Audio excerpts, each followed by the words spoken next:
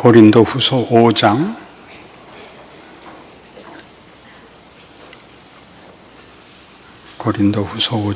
1절에서 10절 말씀 봅니다.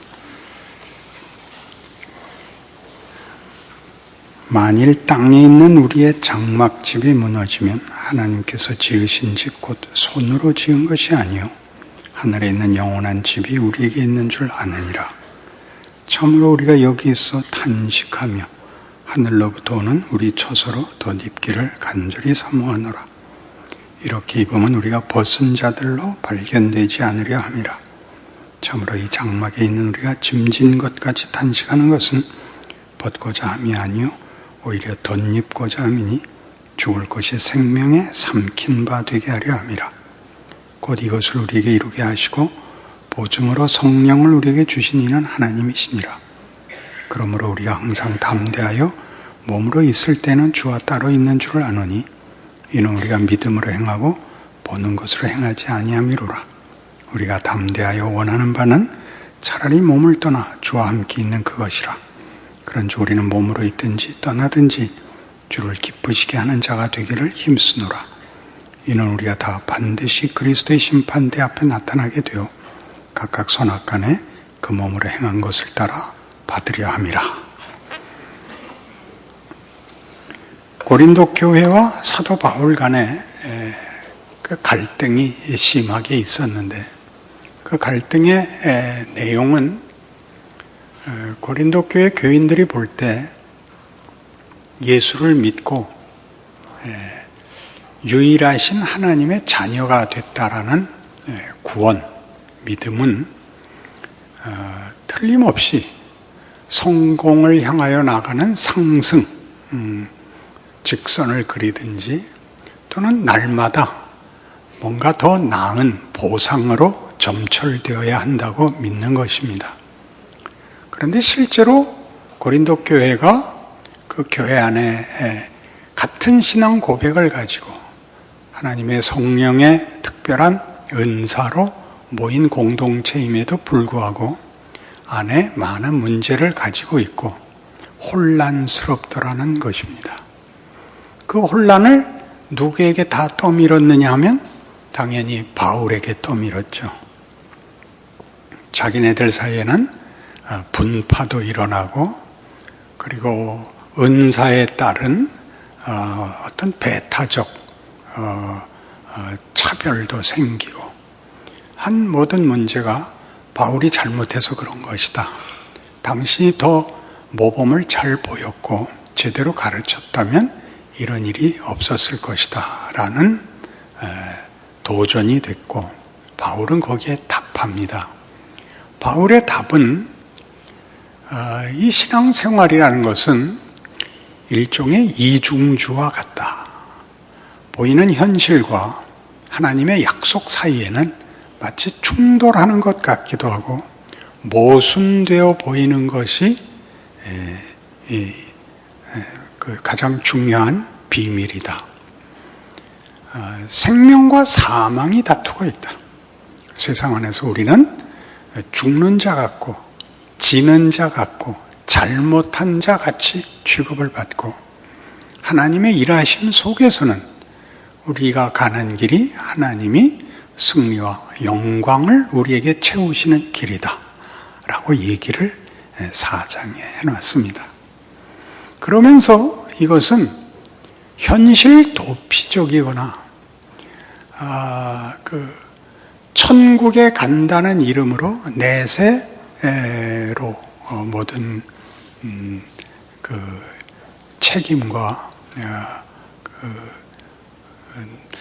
변명을 넘겨버리는 일이 아니라 지금 우리가 고난을 받고 살고 있는 일이 고난으로 실패로 끝나지 않고 거기에 승리와 영광이 씌워진다.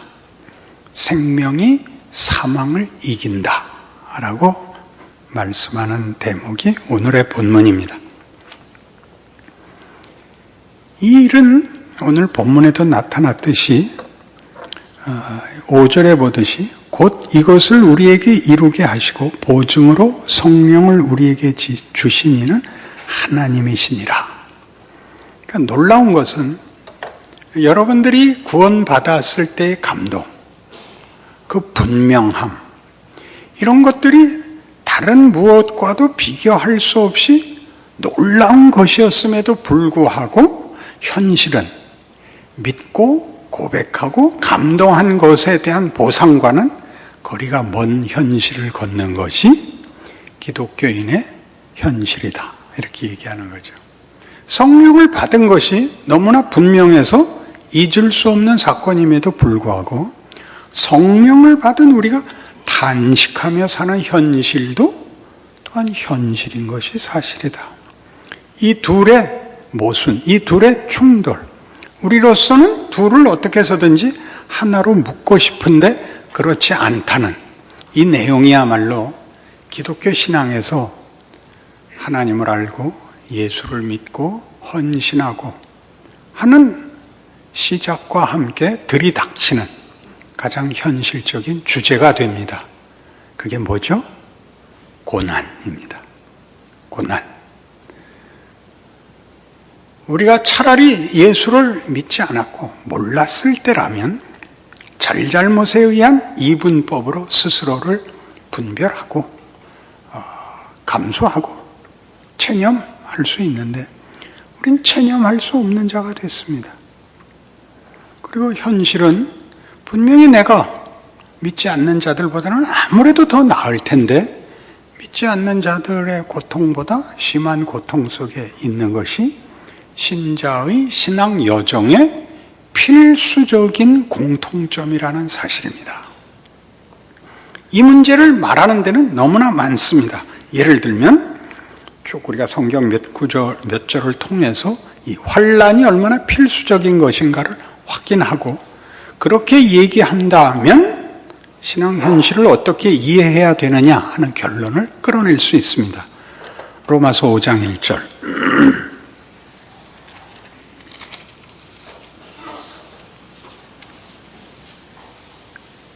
로마서 5장 1절. 그러므로 우리가 믿음으로 의롭다 하심을 받았으니 우리 주 예수 그리스도로 말미암아 하나님과 화평을 누리자. 또한 그로 말미암아 우리가 믿음으로 서 있는 이 은혜에 들어감을 얻었으며 하나님의 영광을 바라고 즐거워하느니라. 1절과 2절은 여러분 다 경험하신 것이고 여러분 다 확인하고 있는 우리 모두의 공통된 신앙 고백입니다. 하나님과 화목한 자 되었고 하나님의 영광을 소망하는 자가 되었습니다. 그리고 현실은 뭐죠? 3절입니다.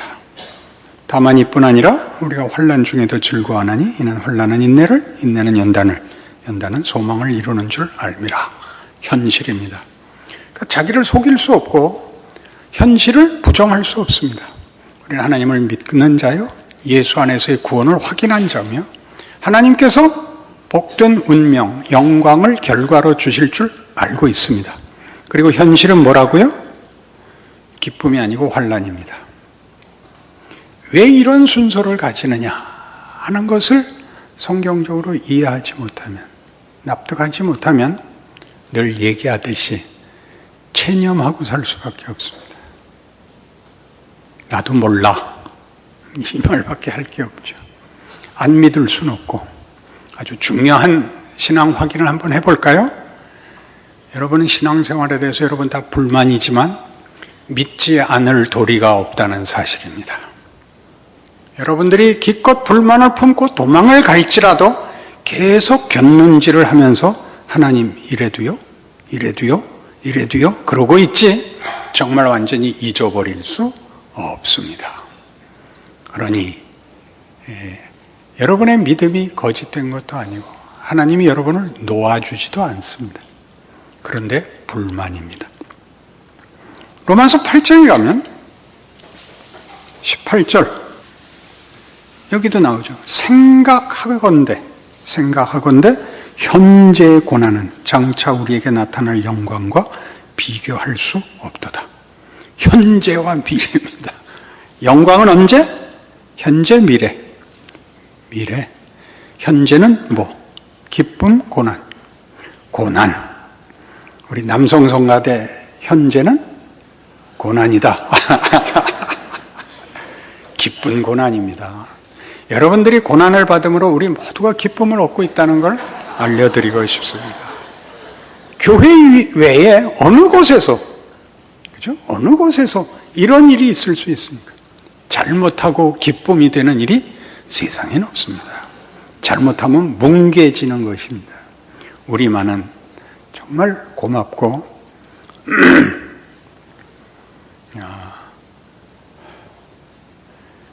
그 성자들의 행진, 여러분들도 한번 하셨어요. When the saints go marching in, I want to be in that number. 성자들의 행렬이 들어올 때 나도 그 중에 하나이고 싶었다. 근데 다 재즈로 불렀잖아요. 이게 가사가 삼삼한 줄 모르고. 우리 모두가 남성 성가대에 들어가고 싶어요. 안 붙여줘서 그렇지. 신자의 신앙생활이라는 것은 그 환난 속에 우리가 들어감으로써 그 환난을 뒤집는 거예요. 슬픔과 비극과 절망이라는 것이 하나님에게는 없다.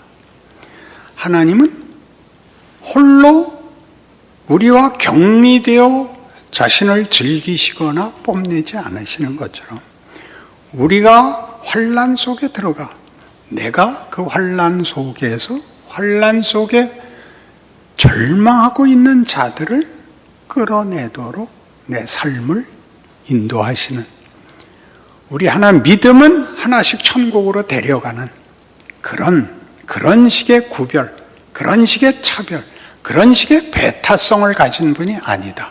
이렇게 얘기하는 것이 환난입니다. 환난은 우리를 자라게 하며 영광되게 하며 우리 옆에 있는 사람들을 함께 붙들고 가게 하는 하나님의 성육신, 십자가의 방법인 것입니다. 그러니 이런 일들은 다 우리로 하여금 안주하고 그리고 외면하고 적당히 타협하고 있는 것을 하나님이 매일 우리에게 와서 도전하는 것입니다. 환난이란 생각을 할 수밖에 없습니다.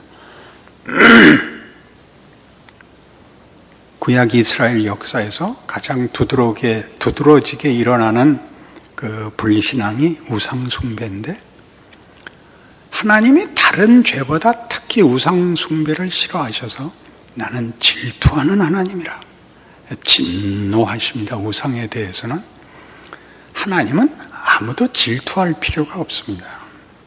대등한 경쟁자가 없기 때문입니다. 그러나 하나님이 우상에 대해서 질투를 하는 것은 우상은 아무것도 아니기 때문에 질투하십니다. 아무것도 아닌데 뭘 화를 내시느냐? 우리를 향하여 화를 내시죠. 너 그 정도로 만족해서는 안 된다. 넌 아무것도 아닌 것으로 외면하면 안 된다. 나는 너를 그렇게 만들지 않았다. 이게 하나님의 질투입니다. 우리 자식들이 공부해서 뭐 하겠어요? 일찍 장사하는 게 낫죠.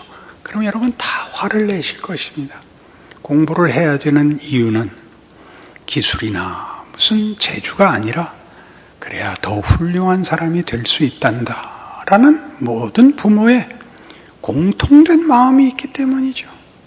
너보고 돈을 벌려는 것도 아니고 너보고 무슨 위대해지라는 것이 아니라 인간된 가장 명예로운 그런 존재가 되어라.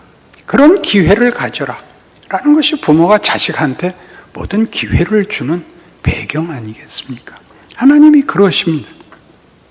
그래서 현실적인 이런 도전이야말로 우리로 하여금 여러분 많이 기도하는, 그저 남한테 아쉬운 소리 안 하고 망신당하지 않으면 됐어요. 이렇게 얘기하는 것은 우상숭배입니다. 이 정도면 됐어요는 남성 성가대는 가질 수 있는 소망이지만 여러분은 안 됩니다. 더 하셔야 됩니다. 하나님이 내버려 두지 않습니다. 갈라디아서 4장에 가면 이것을 좀 더 구체적인 것으로 끌고 가는데 한번 확인해 보십시다. 갈라디아서 4장 22절.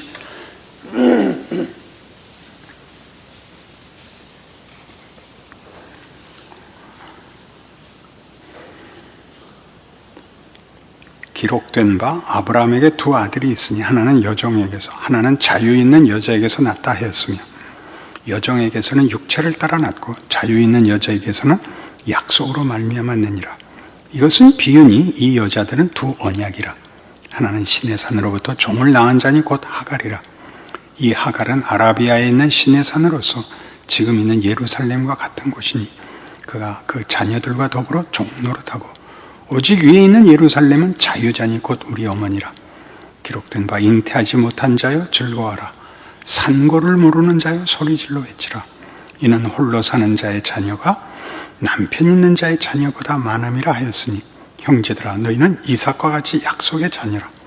그러나 그때 육체를 따라 난 자가 성령을 따라 난 자를 박해한 것 같이 이제도 그러하도다. 그러나 성경이 무엇을 말하느냐? 여종과 그 아들을 내쫓으라. 여종의 아들이 자유 있는 여자의 아들과 더불어 유업을 얻지 못하리라 하였느니라. 그런즉 형제들아 우리는 여종의 자녀가 아니요 자유 있는 여자의 자녀니라. 그리스도께서 우리를 자유롭게 하려고 자유를 주셨으니 그러므로 굳건하게 서서 다시는 종의 멍에를 매지 말라. 만만치 않은 비유입니다. 율법에 관한 얘기입니다. 너희는 율법에 매이지 마라. 갈라디아 교회에 하는 얘기입니다.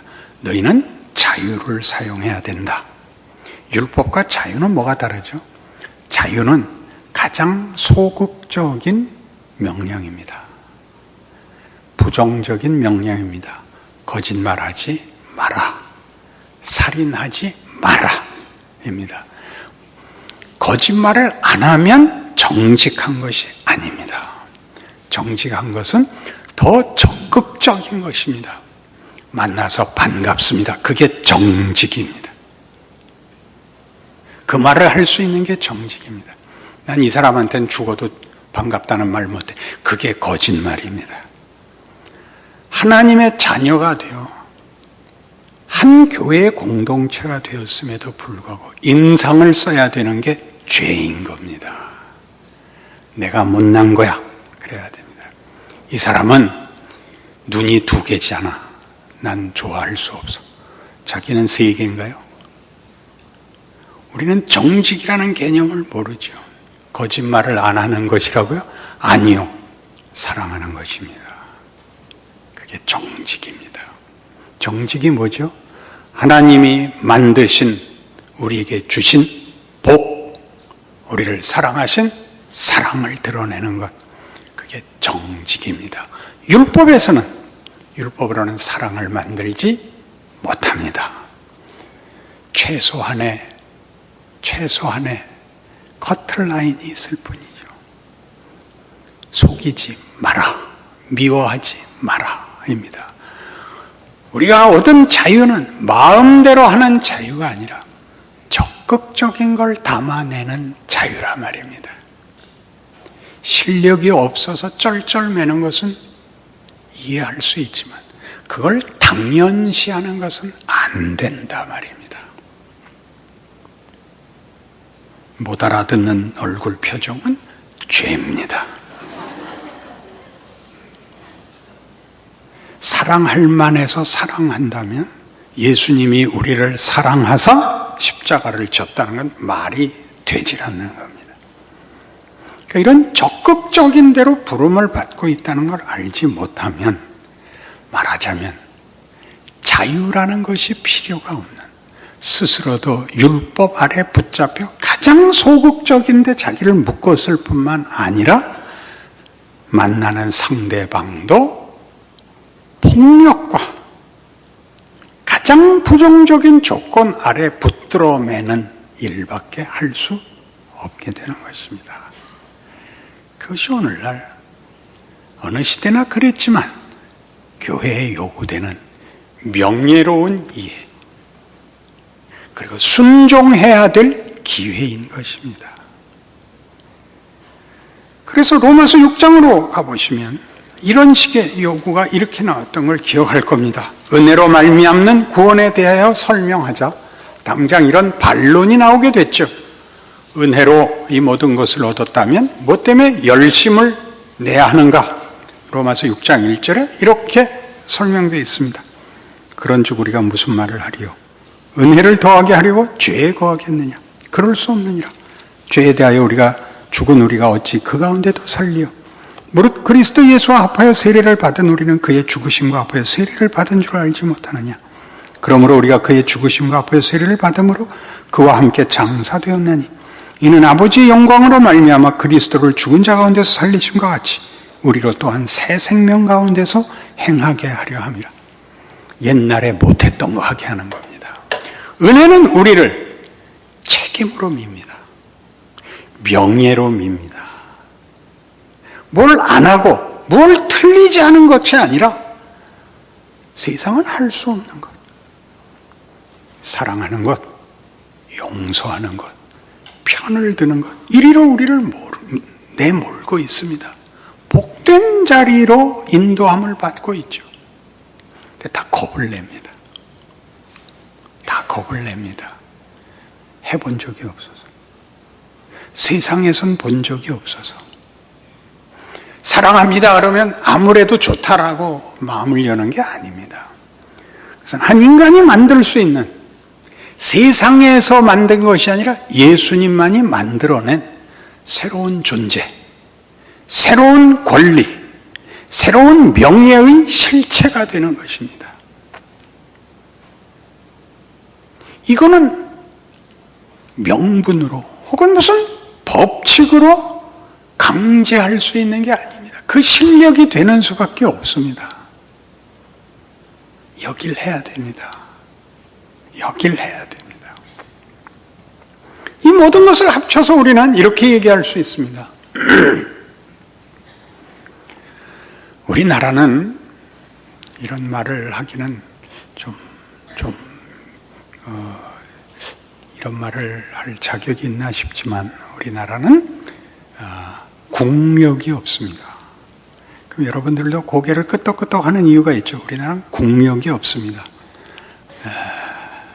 제가 말하는 국력은 그게 아닙니다. 국방력이나 경제력이나 정치력을 말하는 것이 아니라, 그래서 이 예를 드는 거예요. 시민 정신이 없습니다. 시민 정신이란 함께 살려면 권리를 책임 위에서 써야 한다. 이것은 비난이 아닙니다. 거기에 가야 됩니다. 그러니 교회에서도 보십시오. 교회가 어떻게 돼야 멋진 교회가 되고 좋은 교회가 되고 자랑스러운 교회가 되냐? 교회 안에 신앙에 시민정신이 있어야 됩니다. 교회를 섬기러 나오셔야 됩니다. 본인 시원한 거를 시행하게 만들려고 교회를 쓰려고 하시면 안 됩니다. 아직도 완전치 않고 많은 도전 속에서 혼란스럽고 갈팡질팡하고, 그리고 내가 예수 믿는 게 맞나 싶은 사람들 속에서 누군가 더 신앙 정신의 앞선 자들이 있어 의지할 수 있게 하고 그늘이 되고 벽이 되고 지붕이 되고 하는 것들이 있는 교회가, 그게 말하자면 교회인 것입니다. 많은 사람들에게 안식을, 위로를, 그리고 소망을 주는 것이죠. 그것은 그렇게 얘기함으로써 전체 다수가 거기 홀려버리는 것이 아니라 흔들리는 사람이 더 많은 당연한 일입니다. 신앙이 좋아진 사람들이 그들을 붙들고 지탱하고 기둥이 되고 의지할 바위가 되는 그런 교회가 좋은 교회인 것입니다. 누구한테 떠밀지 말고 여러분 각각이 그럴 자유를 가지고 있다는 걸 이해하셔야 됩니다. 교회에서 불평은 결단코 우리 교회는 이게 부족해, 우리 교회는 그게 없지만, 부족할 게 없지만 상상으로나마, 또는 한국 교회에 대해서 얘기할 때도 우리나라 교회는 어때? 그런 얘기는 안 하는 겁니다. 그 교회는 그 교회가 알아서 할 겁니다. 우리 교회는 내가 지켜야 된다. 그런 생각을 하셔야 됩니다. 여러분이 있음으로써 교회 안에 은혜가, 소망이, 위로가, 자랑이 있게 하셔야 됩니다. 그게 오늘의 본문입니다.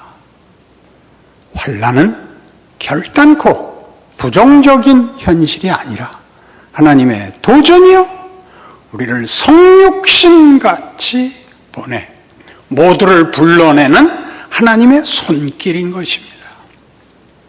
명예로 알고 책임으로 아셔서 여러분이 생각하는 것보다 더 큰 하나님이 함께 하시는 기적을 여러분의 존재와 봉사와 생애에 담아내시는 기쁨과 자랑이 있기를 바랍니다.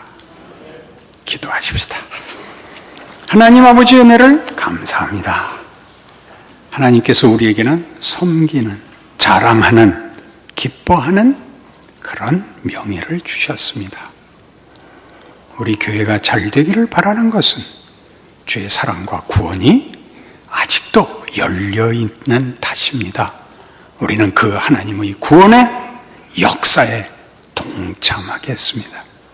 더 나아가 우리 시대와 사회와 이 백성 앞에 구원의 손길이 되겠습니다. 동행하시는 하나님, 권능으로 세우신 하나님을 기억하고 충성하고 복받는 우리 교회 되게 하여 주시옵소서. 예수님 이름으로 기도합니다.